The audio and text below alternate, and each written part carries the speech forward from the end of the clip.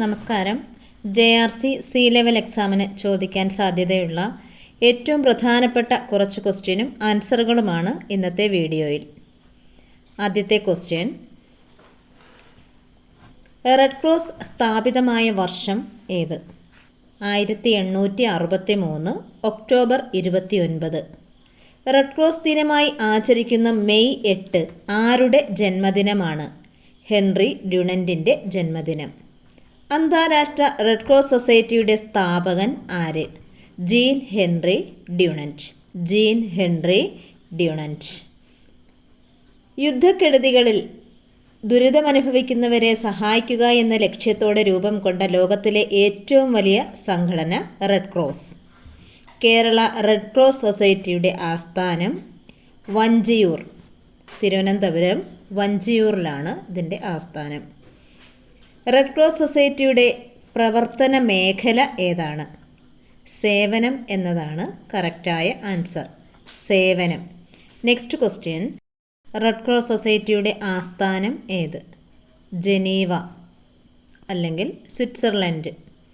Next question, red cross സൊസൈറ്റിയുടെ സ്ഥാപകനായിരുന്ന gene Henri ഡ്യുണന്റ് ജനിച്ചത് എന്നാണ്? 1828 മെയ് 8. ജനീവയിലാണ് അദ്ദേഹം ജനിച്ചത്. ഇന്ത്യൻ റെഡ് ക്രോസ് സൊസൈറ്റിയുടെ പ്രസിഡന്റ് ആരാണ്?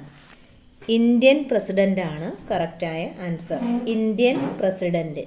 Next question, Indian red cross സൊസൈറ്റിയുടെ ആസ്ഥാനം എവിടെയാണ്? ന്യൂഡൽഹിയാണ് ആൻസർ.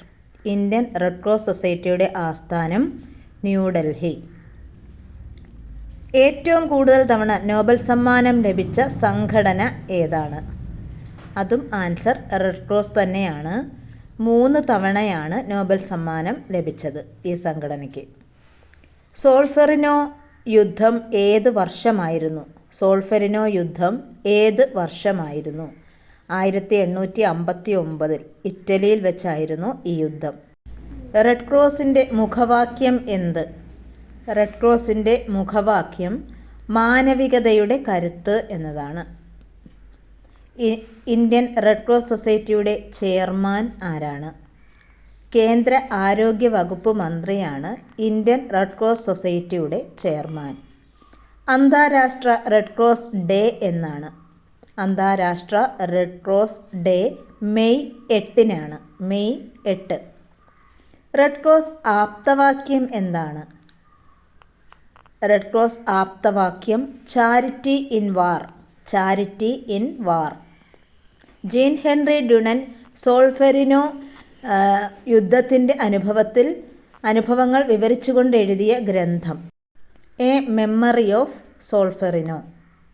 ജീൻ ഹെൻറി ഡ്യുണന്റ് എഴുതിയ എ മെമ്മറി ഓഫ് സോൾഫെറിനോ എന്ന ഗ്രന്ഥം പ്രസിദ്ധീകരിച്ചത് ഏതു വർഷമാണ്? Answer 1862. Indian red cross society നിലവിൽ വന്ന വർഷം? ഇന്ത്യൻ റെഡ് ക്രോസ് സൊസൈറ്റി നിലവിൽ വന്ന വർഷം 1920. റെഡ് ക്രോസിൻ്റെ മോട്ടോ എന്താണ്? റെഡ് ക്രോസിൻ്റെ മോട്ടോ സേവനമാണ്. ആൻസർ സേവനം. നെക്സ്റ്റ് ക്വസ്റ്റ്യൻ, 2005 റെഡ് ക്രോസ് സംഘടന അംഗീകരിച്ച പുതിയ ചിഹ്നം എന്താണ്? 2005 റെഡ് ക്രോസ് സംഘടന അംഗീകരിച്ച പുതിയ ചിഹ്നം റെഡ് ക്രിസ്റ്റൽ ആണ്. Red crystal. ജീൻ ഹെൻറി ഡ്യുണന്റ് അന്തരിച്ചത് എന്നാണ്? 1910 ഒക്ടോബർ 30-നാണ് അദ്ദേഹം അന്തരിച്ചത്. റെഡ് ക്രോസ് അന്തർദേശീയ സമിതിയിലെ അംഗങ്ങളുടെ എണ്ണം എത്രയാണ്? 25 റെഡ് ക്രോസ് അന്തർദേശീയ സമിതിയിലെ അംഗങ്ങളുടെ എണ്ണം. ICRC എന്നതിൻ്റെ പൂർണ്ണ രൂപം എന്താണ്? Answer Indian national committee of red cross. Red cross എന്ന പേര് ലഭിച്ചത് എന്നാണ്? നെതർലാൻഡ് 1867 ഔദ്യോഗികമായി അംഗീകരിച്ചതിന് ശേഷമാണ് ഈ പേര് ലഭിച്ചത്. ഇന്ത്യയിൽ ആദ്യമായി ജൂനിയർ റെഡ് ക്രോസ് സൊസൈറ്റി ആരംഭിച്ചത് എവിടെയാണ്? ആൻസർ പഞ്ചാബിലാണ് ആരംഭിച്ചത്.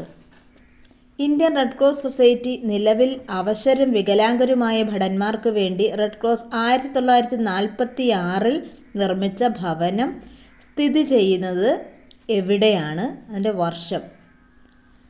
ബാംഗ്ലൂരിലാണ്. അമേരിക്കയിലെ അടിമത്ത നിർമ്മാർജ്ജനത്തിന് ഏറെ സഹായിച്ച ഗ്രന്ഥം അങ്കിൾ ടോംസ് ക്യാബിൻ ആണ്. ജൂനിയർ റെഡ് ക്രോസ് പ്രസ്ഥാനം അമേരിക്കയിൽ രൂപീകൃതമായ വർഷം 1917. ക്ലാര ബർട്ടനാണ് ഇത് സ്ഥാപിച്ചത്. അന്തർദേശീയ റെഡ് ക്രോസ് സൊസൈറ്റി ലീഗിൻ്റെ ആസ്ഥാനം എവിടെയാണ്? ആൻസർ ജനീവ ആണ്. ഗാന്ധിജി റെഡ് ക്രോസിൻ്റെ വോളണ്ടിയറായി പ്രവർത്തിച്ചത് എന്നാണ്? ബോബർ യുദ്ധകാലത്താണ്. ബോബർ യുദ്ധം. ഫ്രെഡറിക് പാസിയുമായി ആദ്യത്തെ സമാധാന നോബൽ സമ്മാനം പങ്കിട്ട റെഡ് ക്രോസ് സൊസൈറ്റി സ്ഥാപകൻ ജീൻ ഹെൻറി ഡ്യൂണന്റ്. സോൾഫെറിനോ സുവനിയർ പ്രസിദ്ധീകരിച്ച വർഷം ഏതാണ്? 1862. 1862.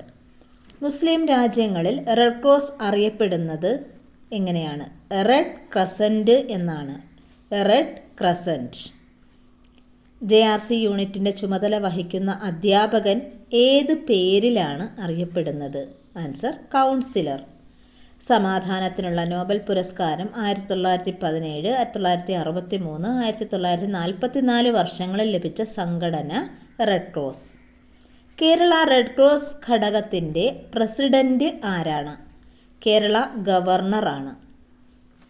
വീഡിയോ ഇഷ്ടമായെങ്കിൽ തീർച്ചയായും ചാനൽ സബ്സ്ക്രൈബ് ചെയ്യുക, ലൈക്ക് ചെയ്യുക, ഷെയർ ചെയ്യുക. Thanks for watching.